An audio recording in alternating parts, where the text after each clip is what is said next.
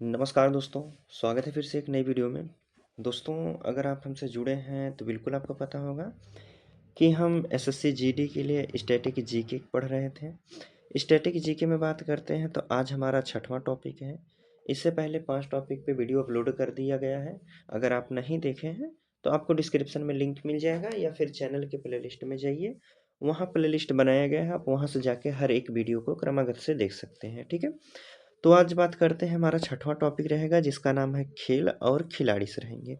इसमें टोटल प्रश्नों की संख्या की बात करते हैं, इसमें टोटल प्रश्न जो दिए गए हैं यह आपके 30 प्रश्न दिए गए हैं। कितने प्रश्न हैं? 30 प्रश्न हैं और यह अक्सर एग्जाम में बार बार पूछे जाने वाले प्रश्न ही दिए गए हैं। और यह बात करते हैं यह प्रश्न कहाँ से लिए गए हैं, तो यह अंकित भाटी सर की जो सामान्य ज्ञान की बुक आई है, जिसमें टोटल प्रश्नों की संख्या की बात करते हैं 11,000 बहुविकल्पी प्रश्न दिए गए हैं। उसी में से प्रश्नों को छाटा गया है जो एसएससी के जीडी में पूछे गए विगत वर्षों में प्रश्न हैं। ठीक है, तो चलिए हम प्रश्न शुरू करते हैं खिलाड़ी और खेल से। देखिए, इसमें पहला प्रश्न आपसे पूछा जा रहा है, किसमें कह रहा है कि किस ट्रैक एंड फील्ड इवेंट में कूद या हाफ का प्रयोग किया जाता है। कूद या हाफ का प्रयोग कहाँ किया जाता है यह हमें बताना है। एक मिनट, चलिए बताइए, कूद या हाफ का प्रयोग कहाँ किया जाता है? भाला फेंक में, हाई जंप में, ट्रिपल जंप में या फिर बांड जंप में, यह बताना है। हाफ कूद का जो प्रयोग किया जाता है, यह प्रयोग किया जाता है आपके ऑप्शन ट्रिपल जंप में किया जाता है। किस में किया जाता है? ट्रिपल जंप, जो कि ऑप्शन आपके सी वाले में दिया गया है। चलिए अगला प्रश्न आपसे पूछा जा रहा है, इसमें कह रहा है कि स्ट्रेट फ्रॉम द हार्ट निम्नलिखित में से किस भारतीय क्रिकेटर की आत्मकथा है। किस भारतीय क्रिकेटर की आत्मकथा है? चलिए बताइए, किस भारतीय क्रिकेटर की आत्मकथा है? सौरव गांगुली की है, सचिन तेंदुलकर की है, कपिल देव की है, युवराज सिंह की है। पूछा गया है straight of the heart, state of the heart किसकी आत्मकथा है? तो यह आप कहेंगे आत्मकथा है कपिल देव की। किसकी है? कपिल देव की। सी वाला ऑप्शन यहाँ बिल्कुल सही हो जाएगा। 3 नंबर का प्रश्न आपसे पूछा गया, निम्नलिखित में से कौन शहर ग्रीष्मकालीन ओलंपिक 2028 की मेजबानी करेगा? 2028 की मेजबानी कौन करेगा? तो आप कहेंगे 2028 की मेजबानी जो करेगा लॉस एंजिलास करेगा। कौन करेगा? लॉस एंजिलास करेगा। ऑप्शन आपके पहले वाले में ही दिया गया है। ठीक है, चलिए अगले प्रश्न की अब हम बात कर लेते हैं। कह रहा है कि थर्ड मैन निम्नलिखित में से किस खेल से संबंधित है? थर्ड मैन जो होते हैं किस खेल में संबंधित है? टेनिस में होते हैं, क्रिकेट में होते हैं, फुटबॉल में होते हैं या फिर हॉकी में होते हैं। थर्ड मैन की जरूरत जो होती है दोस्तों, यह होती है क्रिकेट में। कहाँ होती है? क्रिकेट में, जो कि ऑप्शन आपके बी वाले में दिया गया है।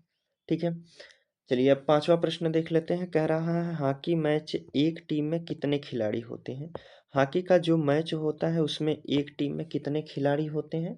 ऑप्शन में आपको दिया है 12, 11, 10, 29। तो बताइए, हॉकी के खिलाड़ियों की संख्या जो होती है एक टीम में, वह होती है आपके दोस्तों कितनी होती है? टोटल वह होती है 11 संख्या। एक टीम में कितने हॉकी के खिलाड़ी रहेंगे? 11 खिलाड़ी रहेंगे। अब वही पूछा है क्रिकेट के टीम के मैदान में खिलाड़ियों की संख्या कितनी होती है? क्रिकेट में कितने खिलाड़ी संख्या होती है? 10 होती है, 12, 14, 11। सभी को पता होगा कि क्रिकेट में खिलाड़ियों की संख्या होती है 11। कितने होते हैं? 11 खिलाड़ी होते हैं एक टीम में।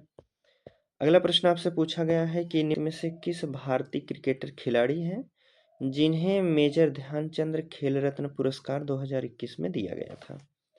महिला खिलाड़ी की बात की जा रही है, कौन है? मिताली राज है, शेफाली वर्मा है, दीप्ति शर्मा है, पूनम यादव है।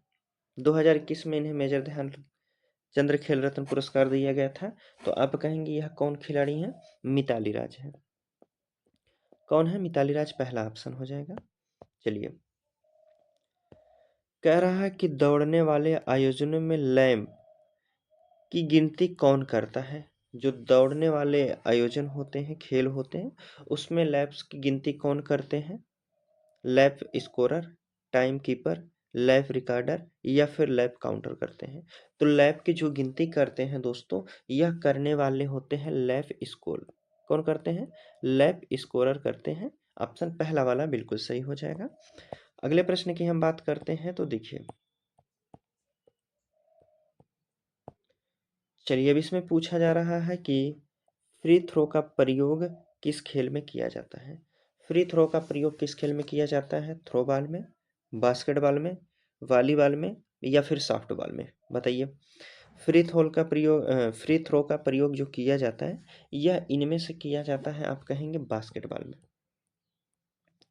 कहाँ किया जाता है? फ्री थ्रो का प्रयोग बास्केटबॉल में किया जाता है। कह रहा 10वां महिला हॉकी कप एशिया में आयोजित किया गया था। कहाँ किया गया था 10वां महिला हॉकी कप? बहरीन में, भारत में, मस्कट में या फिर कतर में? 10वां एशिया हॉकी कप की बात की जा रही है, तो आप कहेंगे यह जो आयोजन किया गया था, यह किया गया था मस्कत में किया गया था। कहाँ? मस्कट में। ऑप्शन सी वाला यहाँ बिल्कुल सही हो जाएगा। चलिए 10 के बाद आपके सामने 11 नंबर का प्रश्न है। इसमें पूछा गया है कि आत्मकथा जो है अनब्रेकेबल आत्मकथा अनब्रेकेबल भारत के निम्नलिखित में से किस खिलाड़ी द्वारा लिखी गई है? किस खिलाड़ी द्वारा लिखी गई है? युवराज सिंह द्वारा लिखी गई है, पीटी उषा द्वारा लिखी गई है, अभिनव बिंद्रा द्वारा लिखी गई है, एमसी मैरी कॉम द्वारा लिखी गई है। अनब्रेकेबल की बात करते हैं तो अनब्रेकेबल के लिखने वाले जो लेखक हैं, इनकी बात करते हैं, किसकी आत्मकथा है? तो ये एमसी मैरी कॉम की है। किसकी है? एमसी मैरी कॉम की। ऑप्शन डी वाला यहाँ बिल्कुल सही हो जाएगा। अब इसमें हमसे पूछा जा रहा है कि इनमें से किसकी आत्मकथा का शीर्षक एसे ऑगस्ट आइड्स है? कौन है? एसे अगस्ट आइड्स की बात करते हैं, किसके हैं, किसकी आत्मकथा है? मैरी कॉम की है, पीटा उषा, सानिया मिर्जा, कर्णम मल्लेश्वरी की बात करते हैं, किसके हैं? एएस अगस्ट आर्ट्स की बात करते हैं, तो यह दोस्तों किसकी आत्मकथा है? तो यह सानिया मिर्जा की है। ऑप्शन सी वाला हो जाएगा। पूछा गया है लगातार 2 ओलंपिक पदक जीतने वाले एकमात्र भारतीय महिला खिलाड़ी कौन है? 2 बार लगातार ओलंपिक पदक जीतने वाली महिला खिलाड़ी कौन है? मीराबाई चानू है, पीवी सिंधु है, मैरी कॉम है, दूती चंद है। बताइए इनमें से कौन है? तो आप कहेंगे 2 बार ओलंपिक खेल जीतने वाले जो हैं लगातार, यह पीवी सिंधु है। ऑप्शन बी वाला बिल्कुल सही है। कह रहा है कि ऑफ ब्रेक शब्द का प्रयोग निम्नलिखित में से किस खेल में किया जाता है? ऑफ ब्रेक का प्रयोग किया जाता है किसमें? हॉकी में, फुटबॉल में, क्रिकेट में, बैडमिंटन में। ऑफ ब्रेक का प्रयोग जो किया जाता है दोस्तों, यह किया जाता है क्रिकेट में। ऑफ ब्रेक का प्रयोग किया जाता है किस खेल में? क्रिकेट खेल में किया जाता है। चलिए पूछा गया है निम्नलिखित में से किस देश ने टोक्यो ओलंपिक 2020 में सबसे अधिक स्वर्ण पदक जीते थे? निम्नलिखित में से किस देश ने टोक्यो ओलंपिक में 2020 में सबसे अधिक स्वर्ण पदक जीतने वाला कौन सा देश है? ऑस्ट्रेलिया है, संयुक्त राज्य अमेरिका है, जापान है या फिर चीन है? तो 2020 की बात की गई है, तो आप कहेंगे 2020 में सबसे अधिक स्वर्ण पदक जीतने वाला जो देश है, यह आपका है संयुक्त राज्य अमेरिका है। कौन है? संयुक्त राज्य अमेरिका, बी वाला ऑप्शन है। पूछा जा रहा है कि भारतीय पुरुष हॉकी टीम ने अपना पहला ओलंपिक स्वर्ण पदक किस वर्ष जीता था? भारतीय पुरुष हॉकी टीम ने अपना पहला ओलंपिक स्वर्ण पदक कब जीता था? 1928 में, 1956 में, 1920 में या 1922 में? पहला हॉकी कप जो जीता था पुरुष टीम ने, यह जीता था दोस्तों, कब जीता था? 1928 में जीता था। कब? 1928 में। इसमें कह रहा है कि ड्रिबल शब्द का प्रयोग निम्नलिखित में से किस खेल में किया जाता है? बताइए, ड्रिबल खेल का जो प्रयोग किया जाता है वह किस खेल में किया जाता है? ड्रिबल की अगर हम बात करते हैं तो यह आपके किया जाता है बास्केटबॉल में। कहाँ किया जाता है ड्रिबल शब्द का प्रयोग? कहाँ?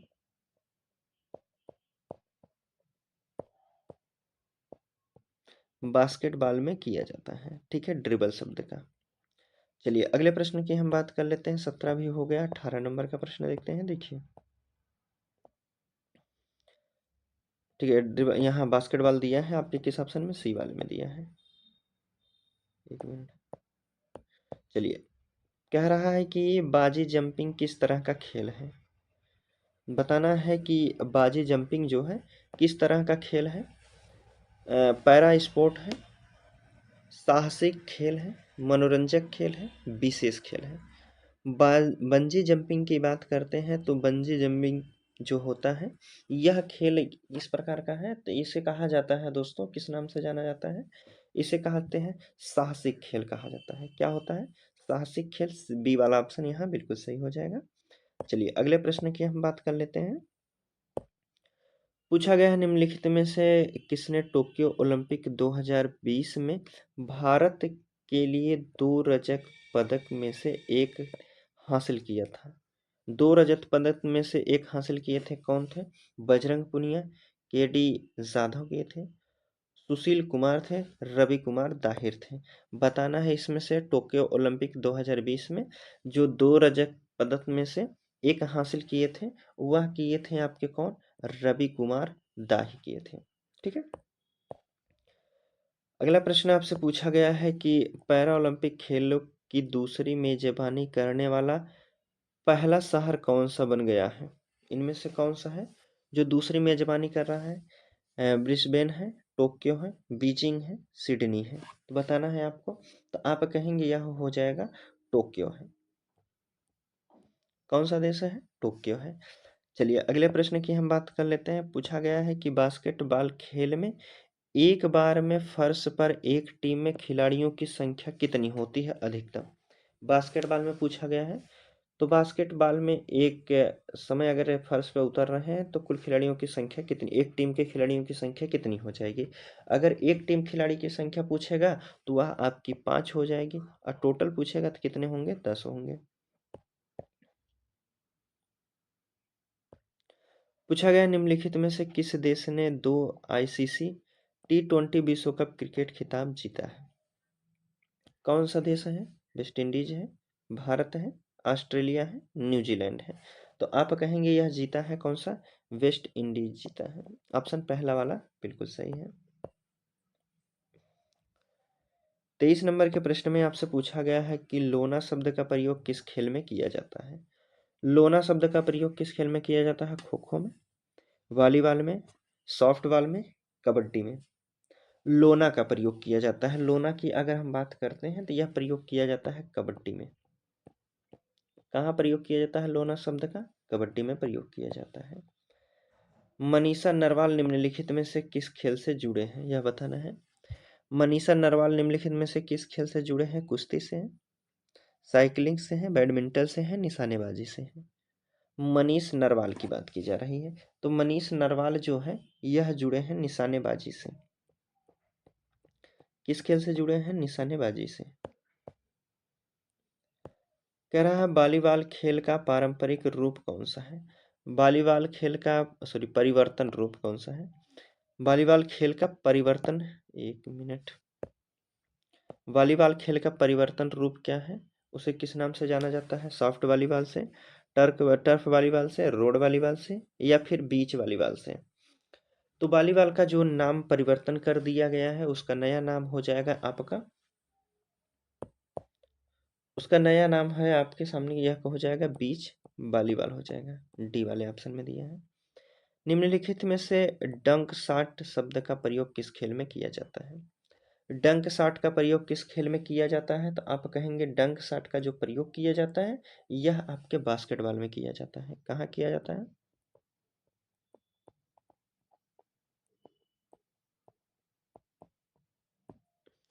बास्केटबॉल में किया जाता है। ठीक है। चलिए अगले प्रश्न की हम बात कर लेते हैं। 26 हो गया है, 4 प्रश्न और बचे हैं, देखते हैं। तो इसका ऑप्शन सी वाला हो जाएगा। निम्नलिखित में से कौन सा शब्द क्रिकेट से संबंधित नहीं है? इनमें से क्रिकेट में किसका प्रयोग नहीं किया जाता है? गुगली का, फुल टॉस का, स्ट्राइकिंग सर्कल का, शॉर्ट पिच का। बताइए किसका प्रयोग नहीं किया जाता है क्रिकेट की खेल में। तो आप कहेंगे क्रिकेट खेल में जो प्रयोग नहीं किया जाता है, यह नहीं किया जाता है आपके जो स्ट्राइलिंग सर्कल है इसका प्रयोग नहीं किया जाता है। T20 क्रिकेट मैच के पहले 6 ओवरों में कितने खिलाड़ी सर्कल के बाहर रहते हैं? T20 क्रिकेट मैच के 6 ओवर में कितने खिलाड़ी सर्कल से बाहर रहते हैं? तो आप कहेंगे यह खिलाड़ियों की संख्या रहती है, टोटल खिलाड़ी कितने बाहर रहते हैं? 2 खिलाड़ी बाहर रहते हैं सर्कल से। ठीक है, चलिए 29 नंबर का प्रश्न है, उसके बाद 30 नंबर लास्ट प्रश्न है। गोल किस प्रसिद्ध भारतीय खिलाड़ी की आत्मकथा है? गोल की बात करते हैं। सुनील छेत्री की है, मेजर ध्यानचंद की है, बलवीर सिंह की है, रूप सिंह की है। गोल की अगर बात की जा रही है तो गोल जो है मेजर ध्यानचंद की आत्मकथा है। ऑप्शन बी वाला यहाँ बिल्कुल सही हो जाएगा। 30 नंबर का प्रश्न है और आज का लास्ट प्रश्न है। भारत में प्रो कबड्डी लीग की स्थापना किस वर्ष की गई थी? भारत में प्रो कबड्डी लीग की स्थापना किस वर्ष की गई थी?